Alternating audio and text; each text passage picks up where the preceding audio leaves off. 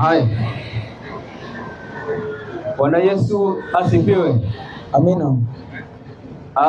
Leo ni siku nyingine tena, tunamshukuru Mwenyezi Mungu baada ya siku ya jana tulipokuwa hapa katika mahubiri. Leo tumekuja tena tukiwa tuna ujumbe ule ule ambao tumeagizwa na Mungu kwa ajili ya watu wa mji huu hapa. Kwa hivyo tunawakaribisha wote, kila mtu aliyeko katika eneo lake la kazi, kila mtu aliye katika shughuli yake, aidha unatembea, aidha mahali popote ulipo. Sauti hii inapofika, huenda chombo chetu kikawa ni kidogo, lakini pale sauti inapofika, tunawakaribisheni wote ili tujumuike pamoja kuupata ujumbe ambao Mungu ameagiza watu wake wa mji huu wapate kuujua. Kwa hivyo msomaji, Ndio. Ninapoenda kuanza, naomba unisaidie Timotheo wa kwanza 2 mstari wake ni wa kwanza.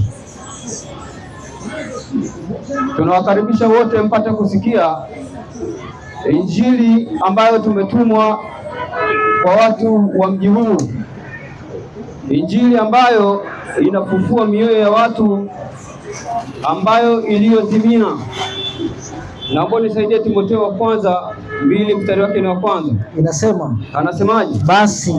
Basi kabla ya mambo yote nataka dua na sala, ndio, na maombezi na shukrani zifanyike kwa ajili ya watu wote. Basi popote pale ulipo tuombe, maana huu ndio ufunguzi wa mkutano huu. Tunakushukuru Mwenyezi Mungu, mfalme wa mbingu na nchi. Baba, katika jina la Yesu Kristo, umetujalia tuweze kufika mahali hapa. Tunakuomba uwe pamoja nasi, ujumbe wako ukapate kufika kwa watu wa mji huu, na wote wakapate kusikia ukweli kutoka kwako, ili kusudi maamuzi yawe juu yao, wawe na uchaguzi wa kufuata njia iliyo sahihi au kutokuifuata njia iliyo sahihi, lakini ujumbe huu wapate kuusikia. Nimeomba kupitia kwa jina la Yesu Kristo, amina. Amina. Jana tulikuwa tuna mada kadha wa kadha ambazo tulikuwa nazo, yoyote tu. Tuliangalia masuala ya utatu, tukaangalia na mada ya siku za mwisho na manabii. Leo tutakuwa na mada ya kuliangalia kanisa la kweli la Mungu, maana katika wale manabii ambao tulisema ili mpate kuwatambua ya kuwa ni wa kweli au manabii ni wa uongo, kwa mujibu wa Isaya 8 mstari wake ni wa 20, anasema mtawatambua na waenende kwa sheria na ushuhuda. Wakienenda kwa sheria na ushuhuda, mtawatambua kwa namna hiyo. Kwa hivyo leo tutaliangalia kanisa la kweli la Mungu. Kwa nini tunaliangalia kanisa la kweli la Mungu? Msomaji, naomba nisaidie kitabu cha Waefeso 4 mstari wake ni wa 4 na wa 5. Tutaangalia kanisa la kweli la Mungu, kwa maana kuna makanisa mengi yametokea duniani. Naomba nisaidie Waefeso 4 mstari wa 4 na wa 5. Anasemaje? Mwili mmoja na roho moja, kama na mlivyoitwa katika tumaini moja la wito wenu. Ndio. Bwana mmoja, imani moja, ubatizo mmoja. Kwa hivyo leo tutaangalia kanisa la kweli la Mungu, maana kanisa hilo tunaambiwa ya kwamba linakuwa na imani moja. Imani haziwezi kuwa mbili, imani inakuwa ni moja. Lakini leo tunaona ya kwamba kuna makanisa mengi yaliyoko katika dunia hii ya leo, katika nchi yetu ya Tanzania na nje ya Tanzania. Lakini tutaangalia makanisa yaliyoko hapa kwa sababu ndio mahali tupo. Kuna makanisa yametokea mengi, lakini tutaangalia ndani ya Biblia kwamba kuna makanisa mangapi. Msomaji, ndio, naomba nisaidie kitabu cha Mathayo 16 mstari wake ni wa 13 na kuendelea hadi 17. Mathayo 16:13 inasema, anasemaje? Basi Yesu akaenda pande za Kaisaria Filipi. Yesu akaenda pande za Kaisaria Filipi, akawauliza wanafunzi wake akisema, watu hunena mwana wa Adamu kuwa ni nani? Watu hunena kuwa mwana wa Adamu ni nani? Wakasema, wakasemaje? Wengine hunena huyu Yohana Mbatizaji, wengine wakasema huyu Yohana Mbatizaji, wengine Elia, wengine Yeremia, au mmojawapo wa manabii. Akawaambiaje? Nanyi mwaninena mimi kuwa ni nani? Simoni Petro akajibu akasema. Sasa hapa ndipo mahali ambapo tunahitaji kupaangalia. Hapa ndipo penye msingi wetu. Petro akasemaje? Simoni Petro akajibu akasemaje? Wewe ndiwe Kristo, mwana wa Mungu aliye hai. Kumbe Petro alijibu kwamba wewe ndiwe Kristo, mwana wa Mungu aliye hai. Yesu akajibuje? Yesu akajibu akamwambiaje? Heri wewe Simoni Bariona, kwa kuwa mwili na damu havikukufunulia hili, ndio, bali Baba yangu aliye mbinguni. Ndio. Nami nakwambia wewe ndiwe Petro, na juu ya mwamba huu nitalijenga kanisa langu. Kwa hivyo kanisa la Mungu limejengwa juu ya mwamba, na mwamba huo ni Kristo. Kwa hivyo kama mwamba huo ni Kristo na kanisa limejengwa juu ya mwamba huo, Yesu hakujenga makanisa mengi. Leo tunaona kuna makanisa mengi na madhehebu mengi, lakini ndani ya Biblia tunapata kwamba kuna kanisa moja, na kanisa hili limejengwa juu ya mwamba, na mwamba huo ni Kristo Yesu, na kanisa hili limejengwa juu ya mwamba huo. Naomba nisaidie kitabu cha Efeso 2:20. Leo tuangalie, kwa sababu leo watu wa mji huu wanaweza wakatoka wakaenda wilaya nyingine au mtaa mwingine kulifuata kanisa, lakini katika mji huu pia kuna makanisa. Madhehebu ni mengi, lakini pia hayaelewani. Kila dhehebu linaamini ya kwamba hapo katika dhehebu hilo ndivyo penye Mungu, lakini kanisa la kweli limejengwa katika msingi, na msingi huo ni msingi wa manabii. Naomba usome andiko. Anasemaje? Imejengwa juu ya msingi wa mitume na manabii. Anasema imejengwa juu ya msingi wa mitume na manabii, naye Kristo Yesu mwenyewe ni jiwe kuu la pembeni. Na Kristo Yesu ndiye jiwe kuu la pembeni. Kwa hivyo kanisa la kweli limejengwa juu ya mitume na manabii. Tuangalia manabii na mitume. Kanisa la Mungu limejengwa juu ya mitume na manabii, na Yesu Kristo mwenyewe akiwa ndio jiwe la pembeni. Leo watu wanahangaika na kujenga makanisa ya kujenga na matofali, wanasahau kuwa kanisa la Mungu la kweli ni sisi wenyewe. Somaji, ndio naomba nisome kitabu cha Waebrania 3 mstari wake ni wa 4 na 5. Watu wanajenga makanisa, wanahangaika kujenga makanisa ambayo makanisa hayo yatabomoka, lakini wanasahau kujenga makanisa ambayo hayawezi kubomoka. Soma andiko. Waebrania ngapi? Waebrania 3 mstari wake ni wa 4 na wa 5. Inasema anzia wa 5 na wa 6. 5 na 6 inasema na Musa kweli alikuwa mwaminifu katika nyumba yote ya Mungu. Na Musa kweli alikuwa mwaminifu katika nyumba yote ya Mungu kama mtumishi, awe ushuhuda wa mambo yatakayonenwa baadaye. Awe ushuhuda kwa ajili ya mambo yatakayonenwa baadaye. Bali Kristo kama mwana juu ya nyumba ya Mungu. Kama mwana juu ya nyumba ya Mungu. Kwa hivyo Kristo ni mwana katika nyumba ya Mungu, ndio ambayo nyumba ya Mungu ni sisi, ambayo nyumba hiyo ya Mungu ni sisi wenyewe. Kwa hivyo kanisa la Mungu ndiyo nyumba ya Mungu na nyumba ya Mungu ni sisi wenyewe. Lakini leo watu wanasahau, wanaacha kujenga kanisa la Mungu ambalo halibomoshi wala haliwezi kubomoka. Wanajenga makanisa kwa matofali, lakini mioyo yao imekufa, wamekufa kiroho, lakini wanahangaika na kujenga makanisa ya matofali. Naomba nisaidie 66 moja kitabu cha Isaya. Nisaidie 66 moja kitabu cha Isaya, kwa sababu leo watu wameacha kujijenga wao kama wao. Wakati Kristo atakapokuja, atakuja kulichukua kanisa lake, na atakapokuja kulichukua kanisa lake, anahitajika akute watu wamekwisha kujiandaa na wapo ndani ya kanisa lake, ambayo kanisa hilo limejengwa juu ya mitume na manabii, na kanisa hilo linakuwa na tabia moja na imani moja na ubatizo mmoja na lina Mungu mmoja. Soma andiko. Anasemaje? Bwana asema hivi.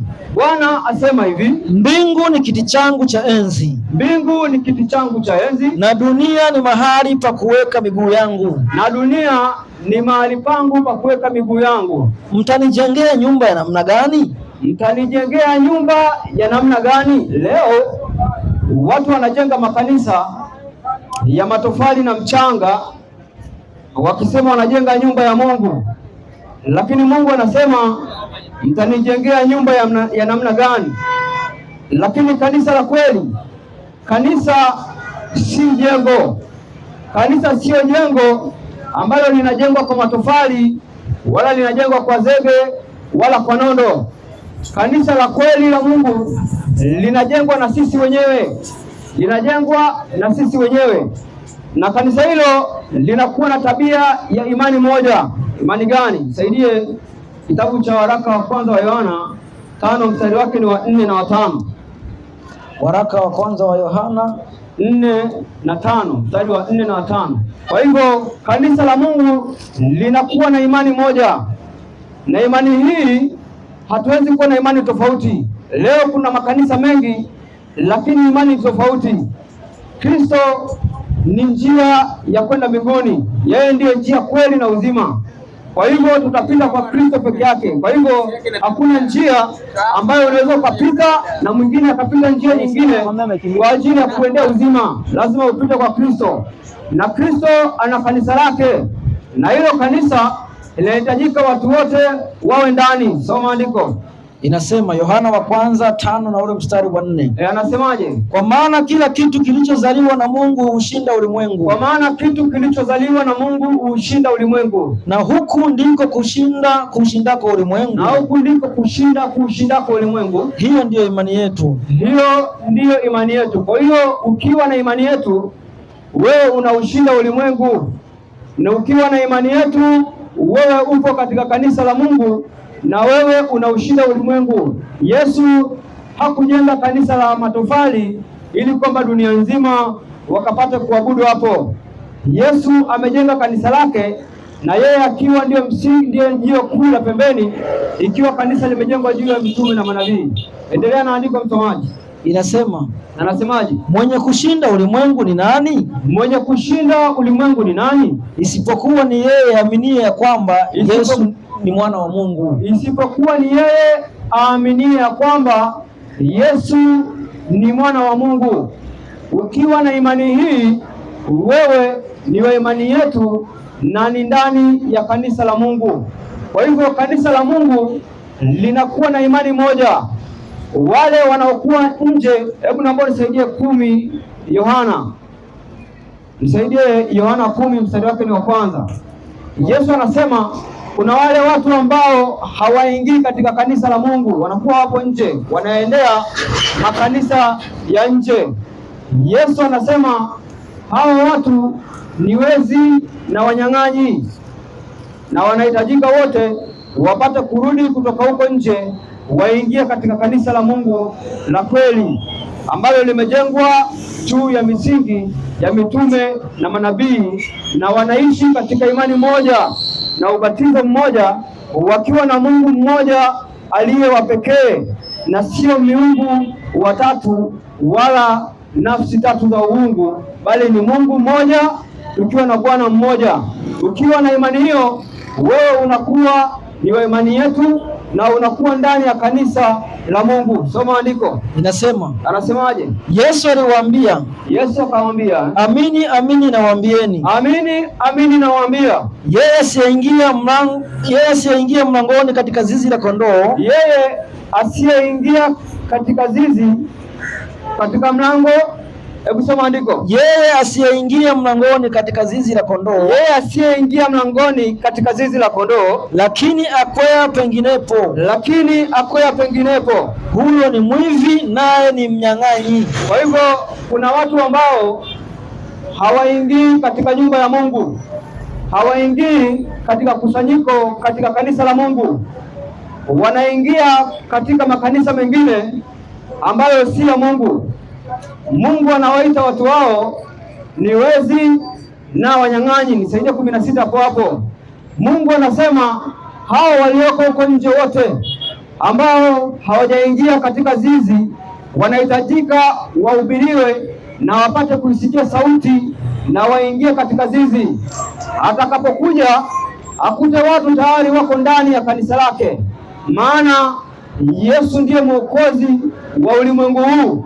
Hakuna mwingine atakayekuja kuokoa ulimwengu huu. Atakuja kuhukumu ulimwengu huu na kulichukua kanisa lake. Maana usipokuwa ndani, kuna wakati mlango wa rehema utakapofungwa. Utakapofungwa mlango huu wa rehema ukiwa nje, basi ujue ya kwamba wewe tayari umekwisha kupotea. Lakini wakati huu na muda huu unaposikia wahubiri wa kuhubiria, wakati huu una nafasi ya kuingia katika mlango wa uzima wa milele, na wakati utafika ambapo hautaweza kuingia katika uzima wa milele. Soma andiko. Inasema, anasemaje? Na kondoo wengine ninao ambao sio wa zizi hili, na kondoo wengine ninao ambao sio wa zizi hili, na hao nao imenipasa kuwaleta, nao pia imenipasa kuwaleta, na sauti yangu wataisikia, na sauti yangu wataisikia. Kisha kutakuwako kundi moja na mchungaji mmoja. Kwa hivyo Yesu anasema kuna wale watu ambao wako nje ya zizi hili, lakini hao nao pia imempasa kuwaleta katika zizi moja, ili katika zizi hilo moja kuwepo na kundi hilo moja na mchungaji mmoja ambaye ndiye Kristo. Kwa hivyo watu wote ambao wanakuwa nje wanahitajika waingie katika kanisa la kweli la Mungu, waache kuingia katika makanisa ambayo makanisa hayo yatawapeleka katika upotevu. Maana Kristo alifungua kanisa lake moja tu, hakufungua makanisa, ila alifungua kanisa moja, na kanisa hilo lina tabia moja ya kwamba lina imani moja, lina Mungu mmoja na lina ubatizo mmoja.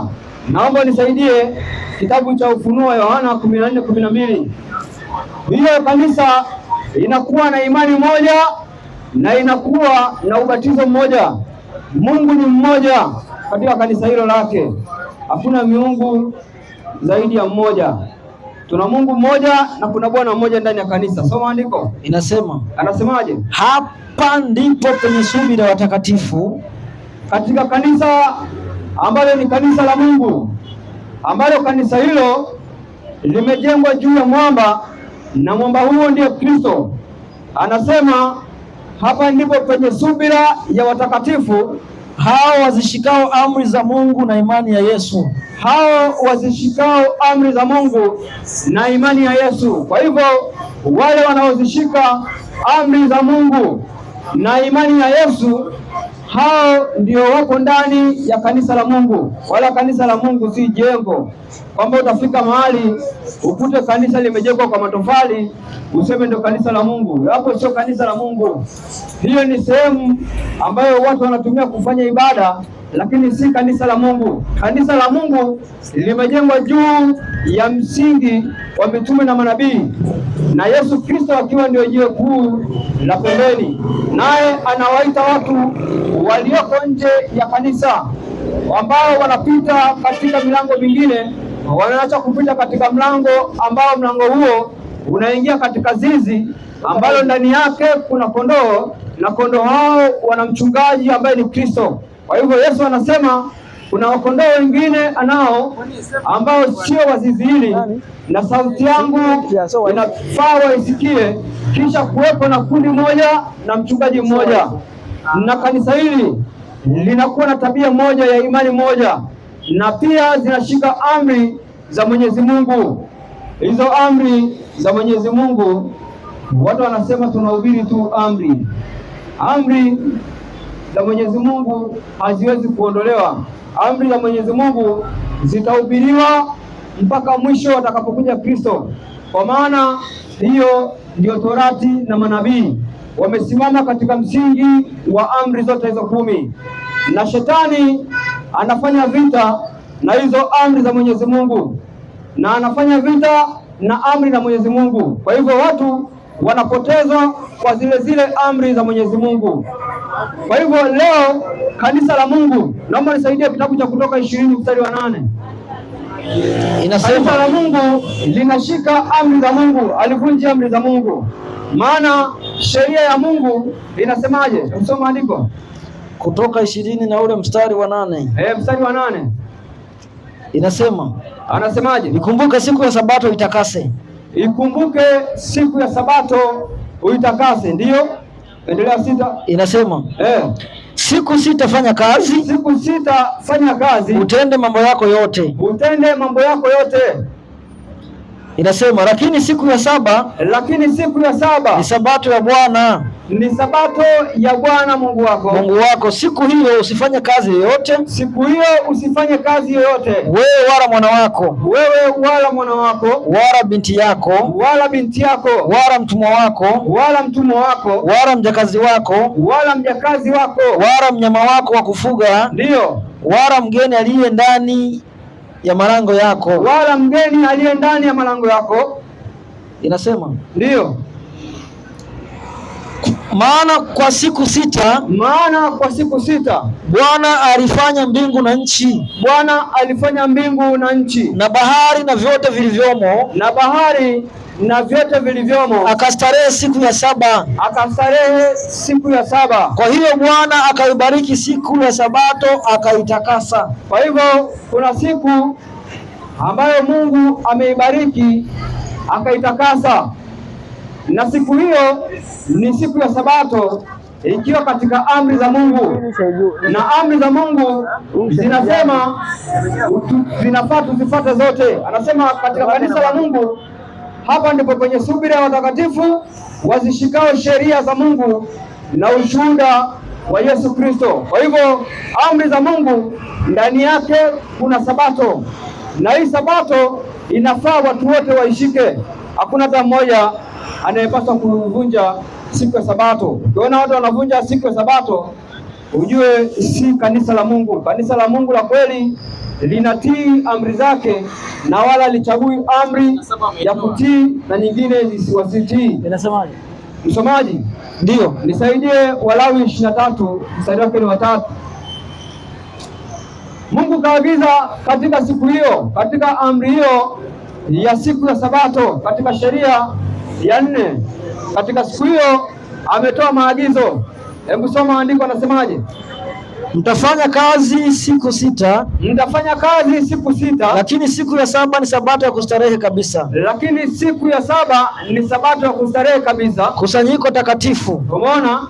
Kwa hivyo katika siku ya 7 kuna kusanyiko takatifu, na hilo kusanyiko Yesu anasema walipo wawili wamekusanyika kwa jina langu, na mimi nipo katikati yao. Kwa hivyo katika kusanyiko ndilo kanisa ambalo Mungu anasema ni kanisa lake, limejengwa juu ya mitume na juu ya msingi wa mitume na manabii. Kwa hivyo siku ya Sabato ni amri ya 4, na katika watakatifu washikao amri za Mungu, Sabato ikiwa ndani yake, na anaamuru katika siku hiyo watu wasifanye kazi hamna yoyote, bali wapate kukusanyika wafanye ibada. Saidia 31:15 kitabu cha Kutoka. Mungu ametoa angalizo, wewe ndio uchague, aidha uangamie au upone. Wewe ndio utakayechagua, uende motoni au uende katika uzima wa milele, uvunje sheria ya Mungu au utii sheria ya Mungu. Hiyo ipo katika uchaguzi, wala Mungu hakulazimishi wewe umfuate yeye. Lakini siku itakapokuja, siku ambayo itakujia wewe kwa ghafla, utaomba hata milima ikuangukie na miamba ikuangukie, ili ujiondoe mbele ya ghadhabu ya Mwenyezi Mungu, kwa sababu hujaingia katika mlango ambao sasa uko wazi, mlango ambao unaingia katika uzima wa milele. Mlango huu utakapofungwa hautapata nafasi ya kuingia tena. Kuna muda ambao mlango huu utafungwa, sio kwamba utakaa wazi milele na milele. Kuna wakati utafungwa, na mlango huu ukifungwa ukiwa nje, wewe ujue ya kwamba hautapata nafasi ya kuingia ndani. Na atakapokuja Yesu mara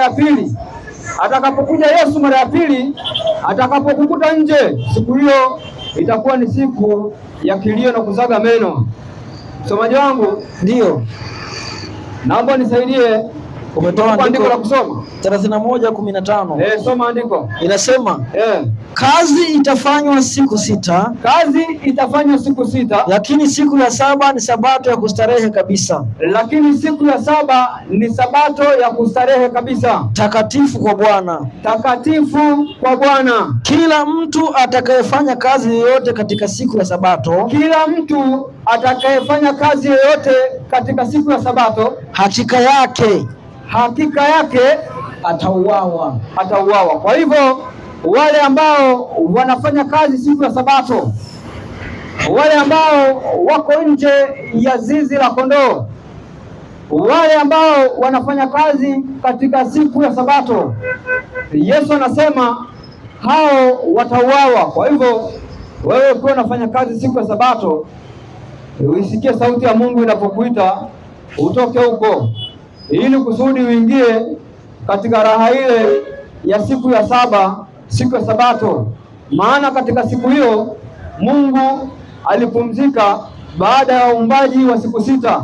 Ile siku ya 7 alipumzika, akaacha kufanya yote, na akaibariki siku hiyo, akaitakasa. Kwa hivyo watu wote wa mji huu mlioko mahali hapa, tunadhani kuweza kuwakaribisha katika mahubiri haya, mpate kusikia ujumbe ule ambao Mungu anawaambia watu wake. Mkumbuke ya kwamba siku ya sabato ipo katika sheria ya Mungu, na sheria za Mungu haziwezi kubadilika. Amri za Mungu hazibadiliki, na anasema watakatifu ni wale wenye sheria za Mungu na ushuhuda wa Yesu Kristo.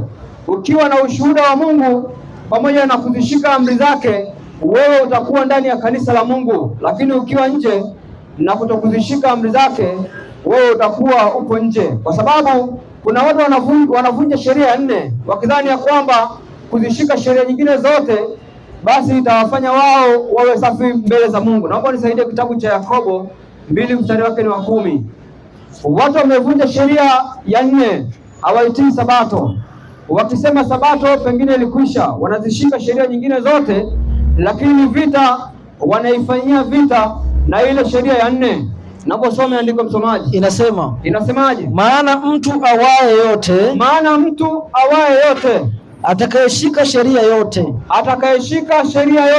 ila akajikwaa katika neno moja, lakini mtu huyo aliyeshika sheria zote akavunja amri moja, amekosa juu ya yote, amevunja zote. Kwa maana yeye aliyesema usizini, pia alisema usiue. Basi ijapokuwa hukuzini, lakini umeua, ndio umekuwa mvunja sheria. Kwa hivyo wale ambao wanadhani ya kwamba sabato ilikwisha, amri ya Mungu haiwezi kuisha, na unapovunja amri moja, wewe umevunja zote. Kwa hivyo usije ukafikiri ndani ya kanisa la Mungu kuna watu ambao wamevunja sheria. Wale ambao wanaingia katika kusanyiko ambalo alitii siku ya saba, siku ya Sabato. Watu hao wamevunja sheria ile, sheria ya 4, na kuvunja sheria ya 4 wao wamevunja sheria zote. Kwa hivyo ndugu zangu, Mungu anawaita mtoke huko katika hao makanisa ambayo hayako ndani na Roho Mtakatifu, hayako na Yesu Kristo ndani yake, mje katika kanisa lake ili mpate kujiandaa kwa ajili ya kumpokea katika ujio wa mara ya pili. Kwa hivyo ninawakaribuni kuwakaribisha mpate kuwasikiliza na ndugu zetu wengine ambao tuko pamoja nao kile chakula cha kiroho ambacho atakileta. Naomba tusijaribu kuwapuuzia watu wa Mungu, tujaribu kusikiliza, kwa sababu wengi wanapuuzia watu ambao wanaleta ujumbe wa Mungu. Tujaribu kuwasikiliza watu wa Mungu na kisha wayanenayo tuyapime kwa maandiko. Chukua maandiko watakayosoma, nenda ukasome upitie, ili kusudi uangalie kama yaliyosema ndiyo yaliyoko kwenye Biblia, ili uachane na huyu mtu, ufuate Biblia. Kwa maana kuna watu wanawaangalia wahubiri badala ya kuangalia kile ambacho wanachokihubiri. Kwa hivyo watu wanapohubiria msipuuze, wale wanaowajia wa kweli hamtawajua kama mtakuwa mnaendelea kupuuza. Kwa hivyo tunawakaribisha ndugu zangu wote mlioko hapa, amani hiyo pamoja nanyi nyote.